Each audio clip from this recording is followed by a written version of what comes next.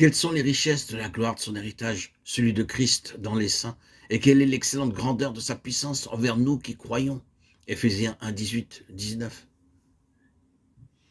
Quelle est l'espérance de son appel? Je suis presque sûr que nous n'arriverons jamais au bout de cela. Mais c'est un point sur lequel il faut s'arrêter. Il se développera au fur et à mesure que nous en parlerons. Sans aucun doute, en lisant cette clause, il fut un temps où chacun de nous s'est demandé ce que cela signifiait dans la pensée de Dieu. Cela nous dépassait. Nous sommes parvenus juste à un petit aperçu d'éclairage. Il a grandi, s'accroît encore et croîtra alors que nous l'examinerons. Les richesses de la gloire de son héritage, celui de Christ dans les saints. Si nous l'avons compris et que cela nous a saisis autant qu'une telle chose devrait nous saisir, il deviendra pour nous un énorme moyen de pression pour affermir notre vocation et notre élection. Nous arriverons à cela dans un moment et nous en dirons un peu plus.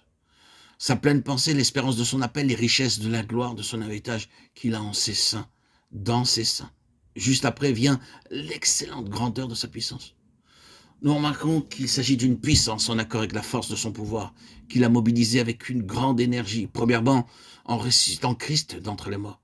Ce n'est pas une petite chose lorsque nous considérons tout ce qui, spirituellement, a dû être affronté de la puissance de la mort.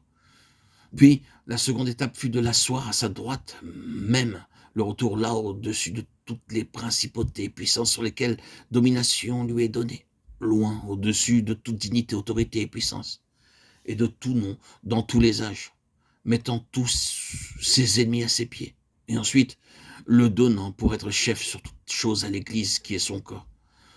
Tout ceci est rapporté comme étant l'œuvre de l'excellente grandeur, de la puissance de Dieu et la pleine connaissance de Christ, et de connaître exactement cela. Connaître la pleine connaissance de Christ consiste à être conduit exactement par le même chemin dans la puissance de résurrection, d'ascension, d'exaltation, d'intronisation, de domination, de plénitude de lui-même. Telle est la pleine connaissance de Christ. Ce ne sont pas de petites choses. Nous n'y allons pas trop fort, nous n'exagérons pas. Nous nous étendons juste sur ce qui est dit et sur ce qui est le contenu de la déclaration unique dans la pleine connaissance de lui-même. Voilà la pleine pensée de Dieu pour les siens. Nous sommes appelés à considérer toutes choses en relation avec la pleine pensée de Dieu. Et si les Lévites sont en type l'Église des premiers-nés, et nous l'antitype, l'Église qui est son corps, alors l'Église qui est son corps est appelée à devenir l'incarnation de la pleine pensée de Dieu et à considérer toutes choses en relation avec cette pensée. Si vous retournez en arrière et étudiez l'histoire des Lévites sous chaque angle, leur vie, leur activité comportait plusieurs aspects de la réception et de la mise à mort du sacrifice, du recueil, de la prise en charge du sang au service dans le sanctuaire, dans l'entretien des lampes, des pains, de l'encens, et durant la traversée du désert, dans le transport du sanctuaire, du tabernacle. Ces différentes parties étaient assignées à 3 familles et de beaucoup plus encore.